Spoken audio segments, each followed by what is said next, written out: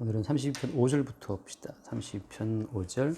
내가 이르기를 내 허물을 여호와께 자복하리라 하고 주께 내 죄를 아뢰고 내 죄악을 숨기지 아니하였더니 곧 주께서 내 죄악을 사하셨나이다. 셀라. 6절 보시죠. 30편 6절.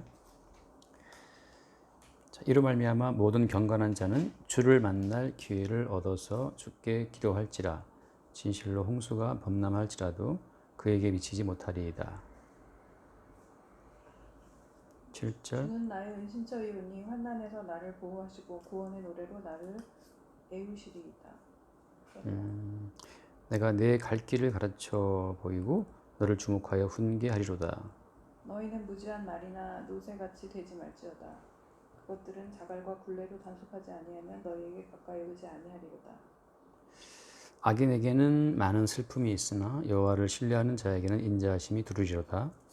너희 의인들이 여호와를 기뻐하며 즐거울지어다. 마음이 정직한 너희들아 다 즐거워 외치지어다. 여기까지 한번 봅시다. 이 답은 거죠. 예. 5절에 내가 이르기를 내 허물을 여호와께 자복한다 이렇게 말할 때, 그리고 주께 내 죄를 아랜다 이렇게. 보통 허물과 죄가 뭐 같은 거 아닌가 이제. 그러니까 그런저로는 같은 거죠. 특별히 이제 허물이라고 할 때는 이제 성물에 관한 죄를 말하는데, 다시 말하면 내 것이 아닌데 내 것처럼 여기는 거, 그게 이제 허물이 되거든요. 그리고 이제 확대해서 말하면 이게 내 인생이 아닌데 내 인생처럼 생각하는 것도 다 허물이 돼요. 이제 신학적으로 말하면 성도는 누구의 소유예요? 신학적으로 말하면 성도는 그리스도가 자기의 피로 값주고 산 그리스도의 소유가 됐거든요. 그러니까 성도는 그리스도의 것이라는 표현을 쓰는 말이죠. 그리스도의 것이라고 할 때는 그냥 하나의 사물을 지칭하는 것처럼 그냥 things. 그러니까는 그리스도의 것이라고 할 때는 개인적인 인격성 자체는 이제 인정이 안 돼요. 성경에서 인격자는 예수님밖에 없죠.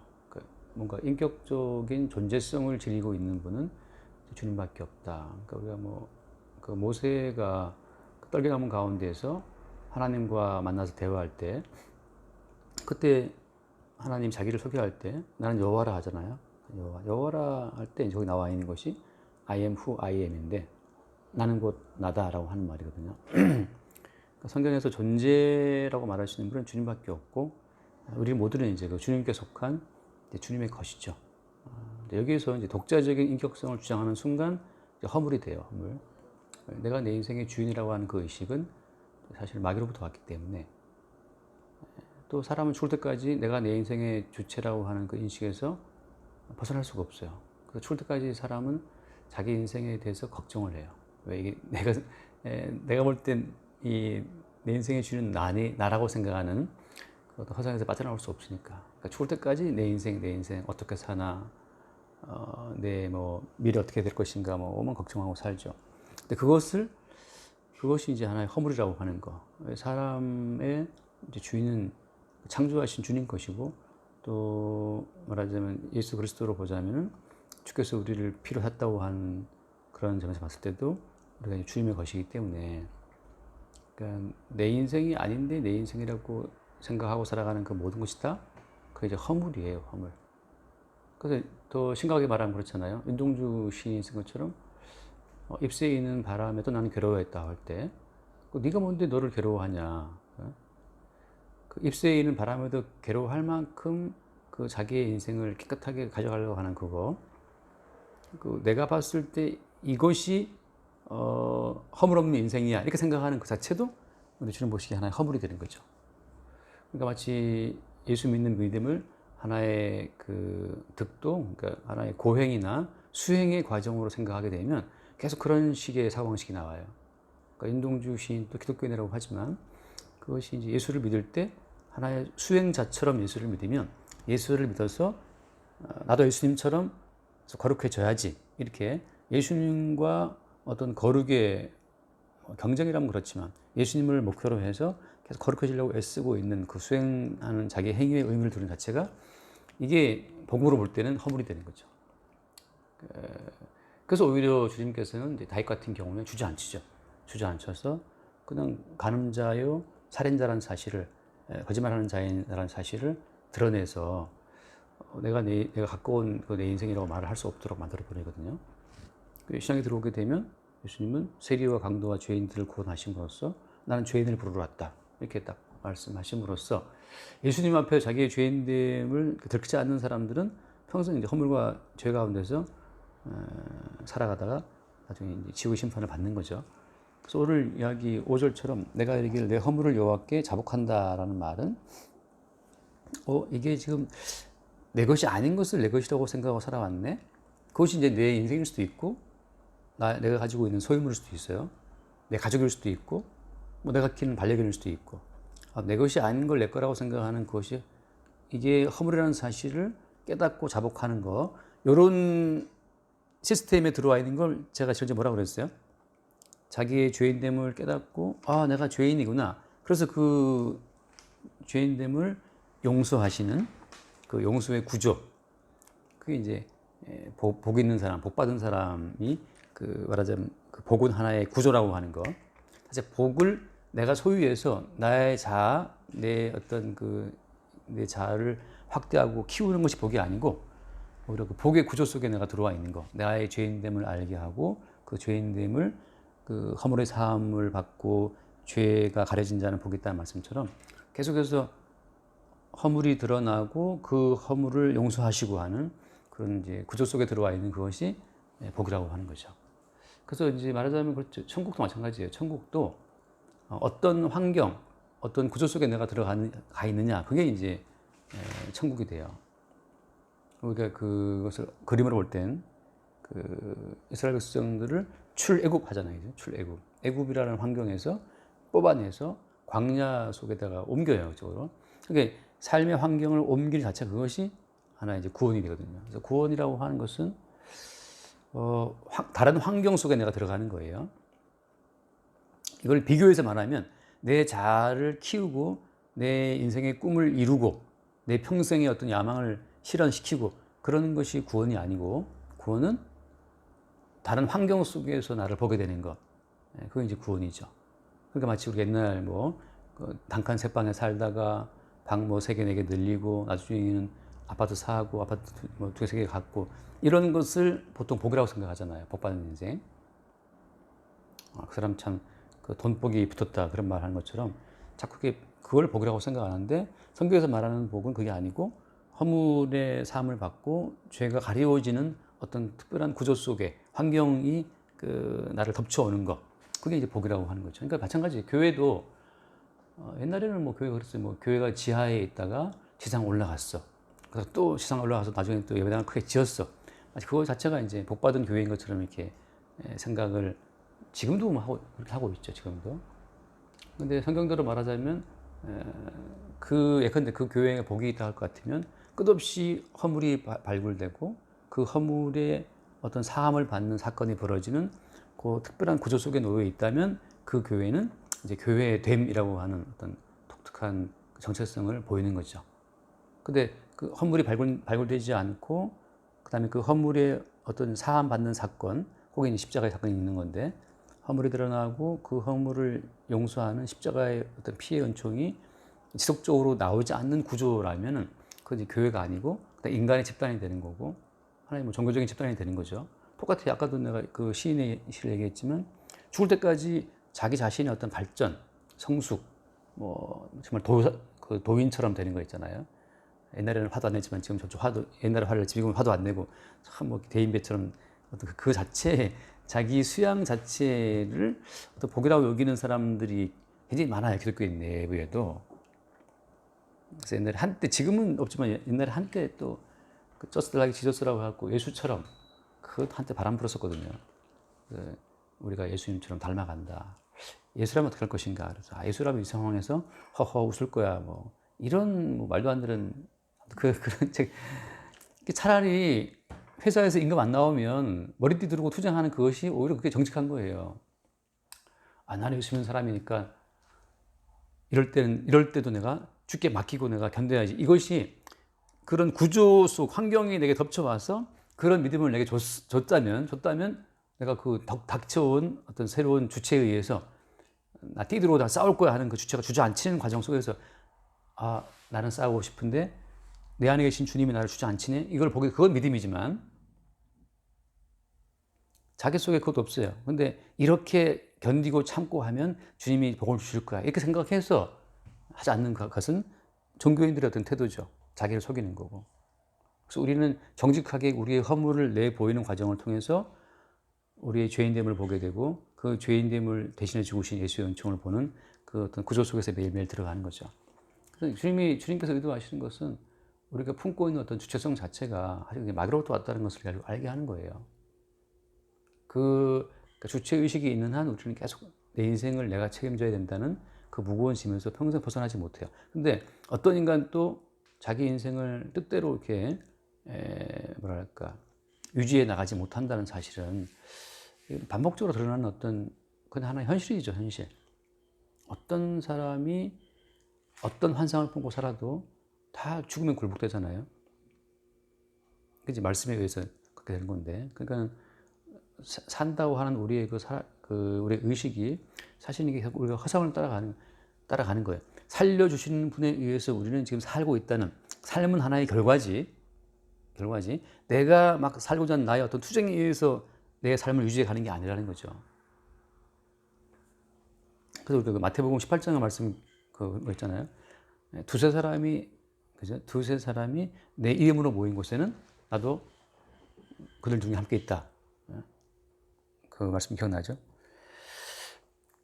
그 마태복음 18장 교회에 대해서 쭉 그 연관돼 나온 말씀인데, 근데 두세 사람이 내 이름으로 모였다 할 때는 그때 전제가 뭐예요? 그 두세 사람의 이름은 삭제가 되는 거예요. 그러니까 정춘하의 이름, 최수중의 이름 모여가지고서 각자 자기의 어떤 주체성을 위해서 뭔가를 이야기할 때 그 자체가 다 사라지고 그리스도 예수의 이름으로 모였다라고 하는 우리를 모이게 한 그리스도 예수의 이름이 드러날 때 그때 거기에 주님이 함께 한다는 거거든요.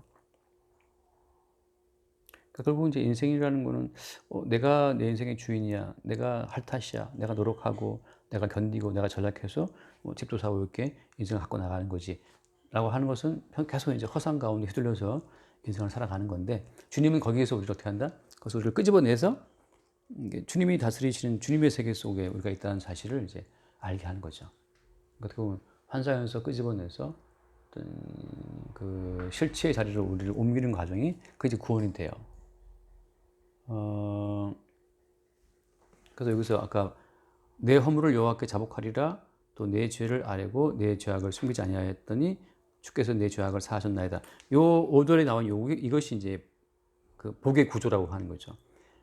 그러니까 어떤 구원의 영역, 그러니까 천국이라고 하는 거, 우리를 구원하시고 복 주시는 그 생명의 나라가 우리 가운데 딱 덮쳐오게 되면 우리 가운데서 허물이 빠져나와요. 죄가 빠져나오고, 이 죄가 예수님이 대신 담당하신 허물이었고 예수님 십자가에 대신 짊어진 죄라는 사실이 이게 또 빠져나오면서 거기서 이제 우리의 주인 되시는 그 예수님의 그 주되심을 다시 보게 되는 거죠. 그러니까 지금 예를 들어서 우리가 우리의 어떤 현실을 두고 이야기를 하면 끝도 없어요. 예를 들어서 임금을 주지 않는 사장이 있고 받지 못한 직원이 있다고 치면, 임금을 주지 않은 사장은 그 사람은 뭘 기도하겠어요? 어떻게든지 내 재산을 지키려고 기도할 거고 받지 못한 직원들을 받으려고 기도할 거란 말이지. 마치 옛날에 남북전쟁이 일어났을 때 남군들과 북군이 각자 다른 어떤 그 군목을 두고 다른 기도를 했잖아요. 남군에게 승리를, 북군에게 승리를. 그런 것처럼 각자의 자리에서 자기 주체성을 주장하게 되면 자기를 위한 하나님을 만들어내게 되거든요. 그러니까 자기를 위한 하나님은 하나님은 이제 마귀가 천사로 위장한 허구의 하나님인데, 그럼 진짜 하나님은 자기 사랑하는 백성을 종으로 팔려가게 만들고, 그다음에 사랑하는 자기의 종을 감옥에 들어가게 만들잖아요. 요셉 같은 경우를 보면. 그다음에 심지어 발에 착고를 채우고 몸을 사슬로 묶어놔요. 그래서 요셉이 너무 괴로워서 막 고통하고 신음한다, 시편에 보면. 고통하고 신음하는데 언제까지냐? 그 말씀에 응할 때까지다. 그러니까 주체이신 주님이 정해놓으신 언약의 시간표를 따라서 우리가 때로는 빚쟁이로, 때로는 뭐 부자로, 때로는 뭐 독신으로, 때로는 뭐 싱글로, 독신이 같은, 때로는 뭐 커플로, 때로는 또 이혼으로 말이죠. 그 모든 것이 그냥 진행되는 거거든요. 그래서 계속 우리가 생각하는 우리 인생은 허상이었고 실제 우리 인생을 다스리는 분이 따로 있다는 사실을 계속 알게 되는 그 구조 속에서 계속 우리는 내 인생이 아닌데 내 거라고 착각했었네라는 허물이 튀어나오고, 그래서 내가 내 인생을 지키기 위해서 세우기 위해서 뭔가를 하게 되는 그 죄가 튀어나오는 거예요. 그러니까 내가 생각하는 나의 어떤 자상을 위해 기도하잖아요. 그게 죄가 돼요. 그래서 기도를 많이 하는 것이 죄를 많이 짓는 거예요. 그래서 무슨 기도하는데 마지막에 그리스도 예수의 이름으로 기도한다 하잖아요. 그죠? 기도 끝에다가. 그것이 하나의 표어처럼 돼버리면 아무 의미가 없지만 실제적으로 내가 기도하는 그 모든 기도가 그리스도 예수의 이름으로 하는 기도에 박살날 때, 깨질 때 이제 그래서 내가 하는 기도는 허물이었구나. 내가 하는 기도는 죄였구나. 그 고백이 나올 때 다시 이제 그 구원하시는 주님의 그 구원자 되심을 보게 되고, 그때 보이지 않는 이면에서 우리 인생을 끌고 가시는 이제 주인 되신 주를 우리가 보게 되는 거죠.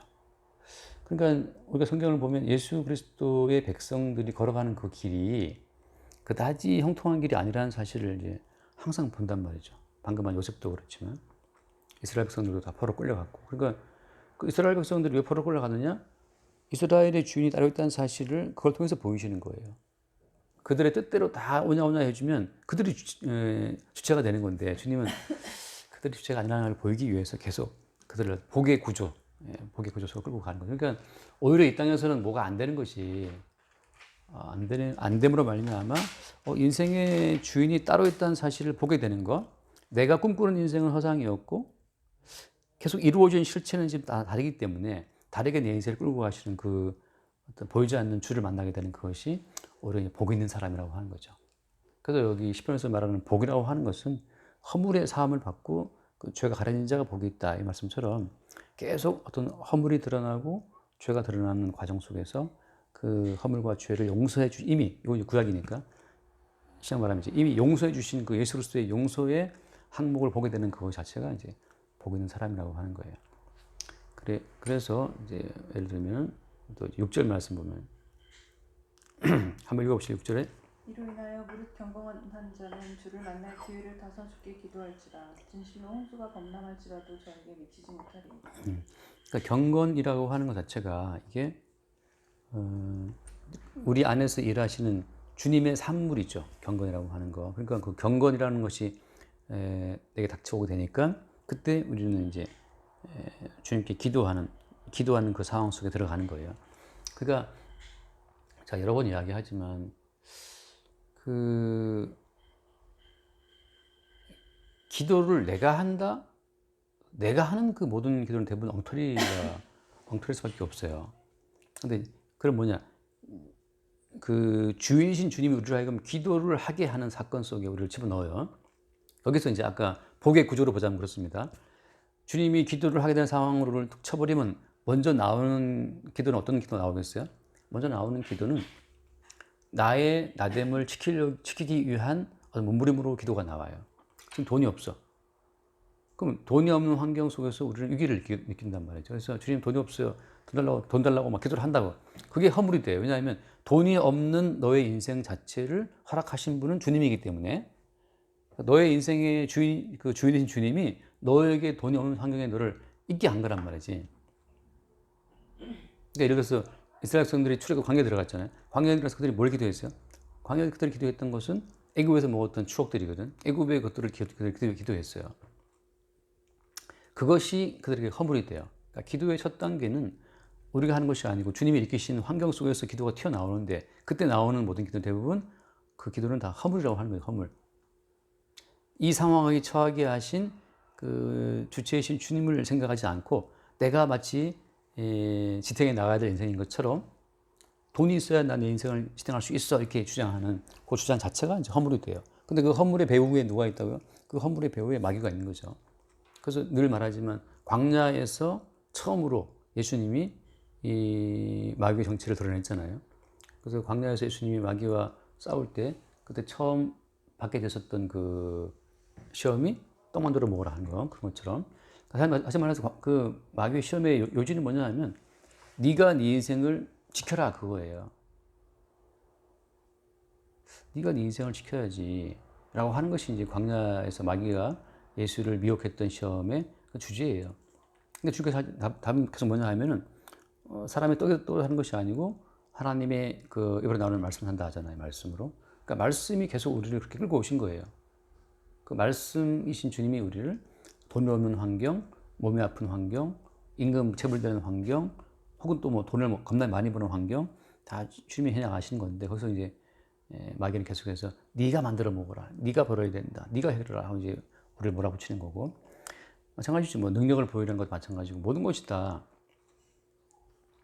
인생의 주체가 누구인가에 대한, 마귀는 계속 네가 네 인생의 주인이니까 네가 뭔가를 해야 한다는 것으로 말하는 거고, 그래서 예수님께서는 우리로 하여금 기도를 할 수밖에 없는 그 환경이라는 것을, 다시 말하면 어떤 환경이에요? 이 광야예요. 우리는 뭐 편할 때 기도 안 하죠. 근데 주님이 광야라는 환경을 덮어 씌우면 우리 가운데, 옛날에는 이스라엘이 평면적으로 이제 애굽에서 광야로 이동했잖아요, 이렇게. 근데 이것이 신약에 들어오면, 신약에서는 계시가 완성됐기 때문에 이제는 어디서든지 간에 그 계시의 환경이 우리 안에 덮쳐와요. 그러니까 21세기 대한민국에 살아도 광야의 환경이 그냥 덮쳐오는 거죠, 우리 가운데. 덮쳐오게 되면 우리는 거기서 광야의 어떤 그 모짐을 느껴요. 아, 그래도 뭐 광야의 그 절박함, 그다음에 애굽에 대한 그리움, 좋았던 시절 있잖아요. 막 그걸 또 그리워하고, 나이 먹으면 이제 젊은 시절을 그리워하고, 그 속에서 이제 뭐가 튀어나온다? 우리가 막 기도하게 되는 그 기도를 통해서 오히려 허물이, 아, 내가 착각했구나. 내 인생인 줄 알았더니만 이게 아니었네. 그러니까 내가 지탱하고 유지가 인생이 아니었다는 사실을 보게 되는 그 과정에서 경건한 자라고 하는 이제 경건이 나오는 거죠. 경건이라는 것은 그래서 내가 내 인생의 주인이 아닙니다를 고백하는 그 순간이 사실 경건한 자예요. 그래서 주님께서 우리로 하여금, 그러니까 다윗이 범죄했잖아요. 그래도 하나님 결국 어떻게 인정해요? 그 다윗을 하나님이 경건한 자라고 인정하시거든요, 마지막에. 왜냐하면 다윗이 행한 그 행함 때문이 아니고 뭐 때문이에요? 다윗이 행한 행함 때문에 다윗이 경건한 것이 아니고, 로마서 3장에 있는 말씀처럼, 로마서 3장 기억날지 한번 읽어나 봅시다. 로마서 3장. 간단한 말이에요. 이제는 율법 외에 하나님의 한 의가 나타나서, 그랬거든요. 그러니까 율법 외에 다른 하나님의 의가 준비되어 있었고, 그 율법 외에 다른 하나님의 의가 나타났으니 22절, 곧 예수 그리스도를 믿음으로 말미암아 모든 믿는 자에게 미치는 하나님의 의는 차별이 없다.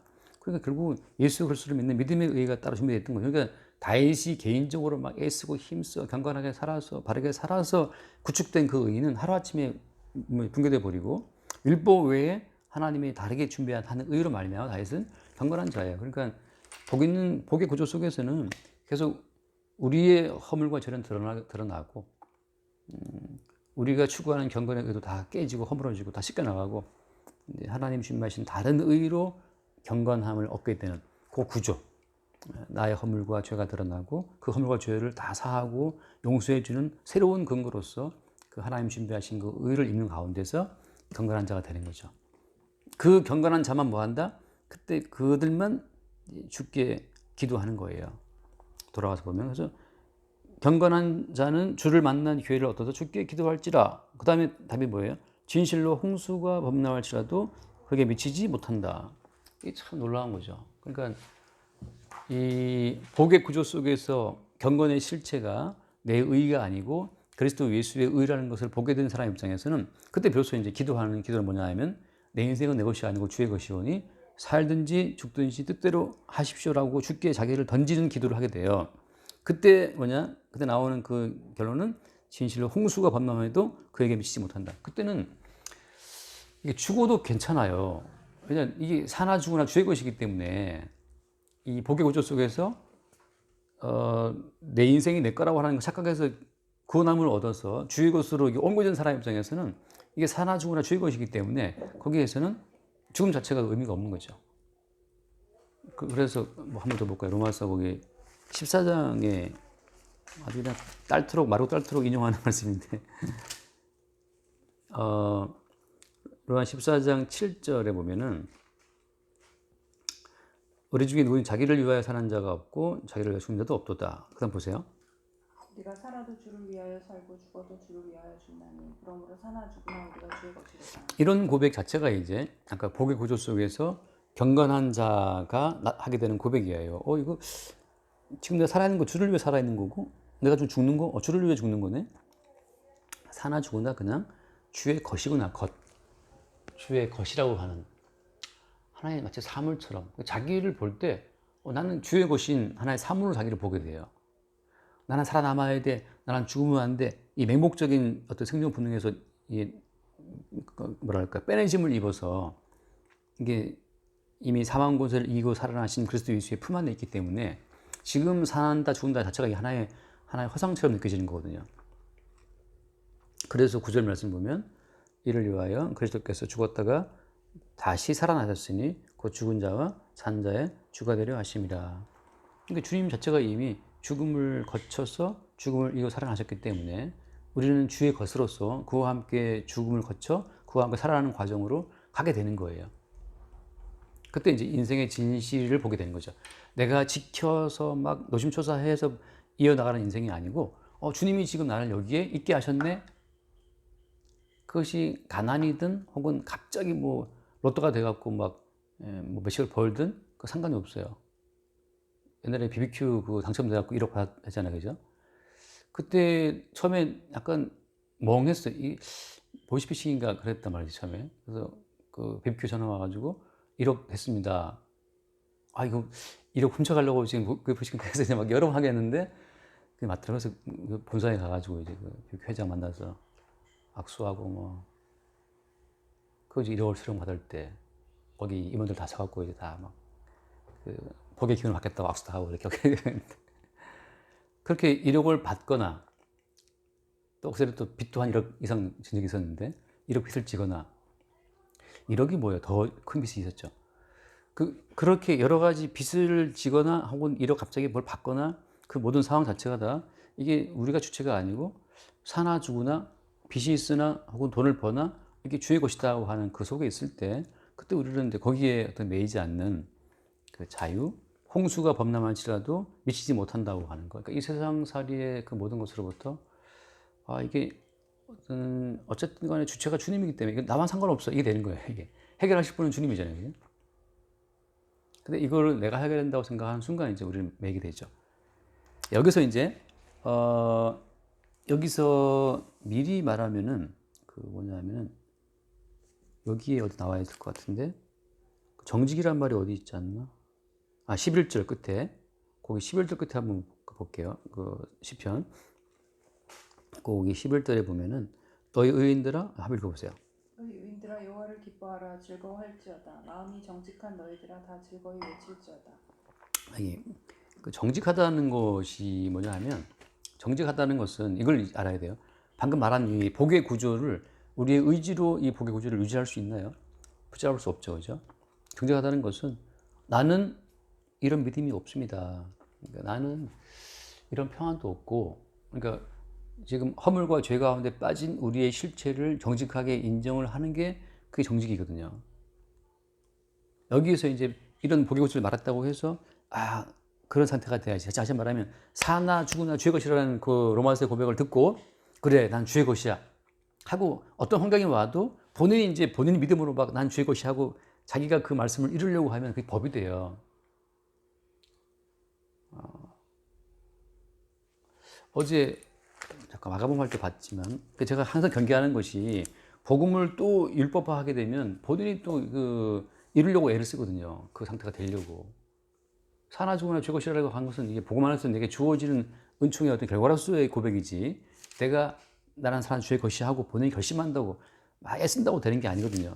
로마서 9장 그 23절 말씀 한번 볼까요? 로마서 9장 22절부터 볼게요.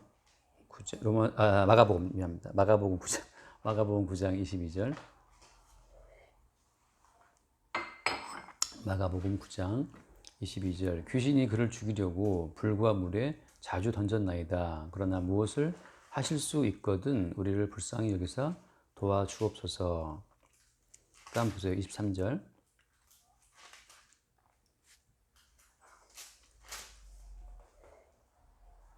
계속해서 이르시되 할 수 있거든이 무슨 말이냐 믿는 자에게는 능치 못할 일이 없느니라 하시니 곧 그 아이의 아버지가 소리를 질러 이르되 내가 믿나이다 나의 믿음 없는 것을 도와주소서 하더라. 여기서 내가 믿나이다 나의 믿음 없는 것을 도와달라고 하는 이게 정직한 고백이거든요. 그러니까 처음에 이 사람이 예수를 만났을 때에는 뭐 할 수 있습니까? 할 수 있으면 좀 도와주십시오 이렇게 말하는 거거든요. 당신이 뭔가를 할 수 있다면 좀 도와주세요 이렇게 한 건데 예수님 하신 말씀이 할 수 있거든요 무슨 말이냐 하면 이제 그 사람의 믿음 없으면 이제 책망하시는데 그때 그 아이의 아버지는 내가 믿음이 없습니다라는 걸 말하거든요. 그러니까 정직하다고 하는 것은 우리로서는 우리 안에 아무것도 없어요. 우리로서 우리 안에 있는 것은 내가 내 인생을 지켜나가야 된다라고 하는 그 무거운 어떤 책임밖에 없죠. 그 수고하고 무거운 짐을 스스로 짊어지는 어떤 고통밖에 없지만 그걸 인정할 때 이제 복의 구조가 그 아까 말한 것처럼 계시의 구조가 우리가 덮쳐오는 거죠.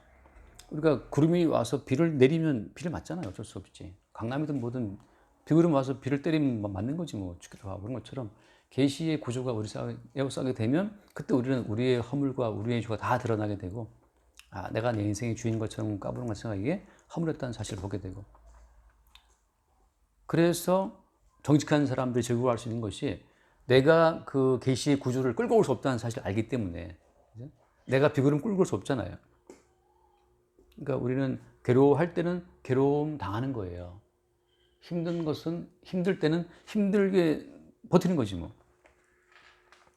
그래서 이제 우리는 힘든 원인을 생각하죠. 이론은 다 알고 생각을 알아요. 이론도 알고 복음은 다 알고 있지만 어른은 다 알고 있지만 알고 있는 그 복음이 내게 도움이 안 될 때가 많거든. 무작정 힘들어 그냥 막 힘들어 버텨. 근데 어떤 순간 지금 짧게 말씀 나눌 때 그 말씀 나누는 그 순간의 자유가 있잖아요. 그렇게 이제 어떤 계시의 그 구조 속에서 우리가 잠깐 자유를 얻는 거거든요. 진실을 보는 거고 돌아오게 되면 또 이 몸이 주인 되어 나를 통제하는 또 어떤 힘든 현실을 또 보게 되는 거고 그 반복을 통해서 뭘 주님 드러내시는가 하면 계속 그 반복을 통해 주님은 계속해서 그 십자가의 복음, 복의 구조의 실체를 계속 드러내는 거예요. 뭐가 실체죠? 오늘 아침에 신문 칼럼에 사이버, 그러니까 가상공간, 요즘 메타버스라잖아요, 메타버스. 그 메타 유니버스, 맞나? 아무튼 가상공간과 우리는 이제 실제라고 그러는, 현실이라고 그러는데, 그 글쓴이의 그 논지는 뭐냐면, 뭐가 현실이냐는 거죠. 우리가 주장하는 그 만지고 보고 듣고 하는 이것을 현실로 보고 사람들은 그 사이버 세계를 가상이라고 하는 가상, 이제 거짓과 그다음에 이제 막 환상할 때 상자 썼잖아요. 그걸 환상이라고 말하지만 실제 지금도 많은 일들이 가상공간에서 벌어지고 있다. 요즘 아이들이 실제 이 보고 듣고 만지는 사람과의 대인 관계보다도 훨씬 더 아이들이 이 유튜브하고 뭐 그 게임 거기 더 많은 시간을 쓰고 있거든요. 우리 연기만 해도 소파에 들어 누워서 방학인데 유튜브를 꿰고 있어. 유튜브하고 그 게임 맨날 여기 날아와요. 게임 뭐 깔았다. 은규님의 기기에 깔렸습니다 하고. 걔가 미선장 때문에 저 아이들만 깔 수 있어서 다 날아와요. 하루에도 게임 몇 개씩 깔고 지우고 하거든요. 그러니까 아빠랑 만나 대화하고 이 시간보다 걔는 더 많은 시간을 그 게임하고 거기에 보내거든요. 그러니까 그 글씨의 논지는 뭐냐면 무엇이 진실이냐 이거거든요. 우리는 이제 여기 하도 우리는 지금 이 포디처럼 이제 만지고 듣고 보기에 이제 이게 현실 생각하고 있지만 그리고 이제 성경 속에 예수님이 통치하시는 세계를 그게 뭐가 있나라고 하지만 실질적으로는 우리가 알고 있는 세계는 우주 가운데에도 암흑 에너지와 암흑 물질 그게 97%잖아요. 우리가 아는 세계는 인지하는 세계는 고작 전체 우주의 3%도 안 되는데 그마저도 몰라요. 바다를 본다고 바다를 아냐? 바다 깊이 속에 아무도 지금 바다 깊이 뭐가 있지 아무도 몰라요 사람들은. 들어가 본 적이 없어. 들어갈 수 없지. 수학 때문에. 그러니까 우리가 아는 세계는 단편적인데 단지 우리가 보고 듣고 만지고 뜯고 싶고 그걸 현실로 생각하는 자체가 이게 너무 바보 같다는 거죠. 그래서 옛날에는 가상세계가 지금은 이미 정복되어서 그게 인간의 현실로 편입된 것처럼 계속해서 지금 새로운 세계는 아직 너무나 남아있다는 거지. 이제 그런 것처럼 계속 우리는 정직하게 주님 제가 또 제 인생의 주인 것으로 우리는 그거밖에 못 느끼니까 그걸 또 고백하는 거죠. 고백하는 가운데 우리의 죄악 가운데 정직할 수밖에 없죠. 그죠? 마치 다윗이 그의 죄악을 드러내서 밧세바와 간음했던 것처럼 우리는 그렇게 할 수밖에 없어요. 근데 그 모든 것이 주님의 계시 구조 속에서는 그것이 다 일어났어야 될 사건들이라고. 뭐 하기 위해서? 그리스도 예수 주되심을 위해서. 자기 백성을 위해서 피 흘리시는 예수 주되심을 위해서 주님이 다 계획하신 일이라는 사실을 성경에 말하고 있기 때문에 결국 우리는 그 계시의 구조 속에 속해 있는 사람이라면 계속해서 뭘 보는 거예요? 허물을 보고 죄를 보고 그리고 그 허물을 제가 이미 용서함 받은 것을 보게 되고 그 구조 속에 들어가 있다 하는 거죠. 여기까지 봅시다. 기도하시죠. 감사합니다. 오늘도 말씀을 들을 수 있도록 시간과 모든 역사를 허락하여 주시고 말씀을 통해 그냥 우리 삶이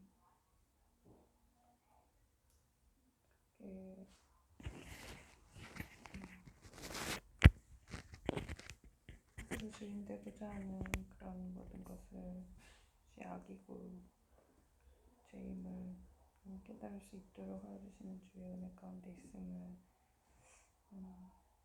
깨달을 수 있도록 하여 주심을 감사드립니다. 아버지 항상 주의 은혜 속에 있을 수 있도록 인도하여 주시옵소서. 모든 말씀 예수 이름으로 기도드립니다. 아멘. 주님 감사합니다. 허물과 죄가 끝없이 드러나고 또 그 허물과 죄를 이미 용서하신 그리스도 예수의 용서의 은총이 늘 새롭게 발견되는 그 복의 구조 속으로 늘 우리를 인도하여 주옵소서.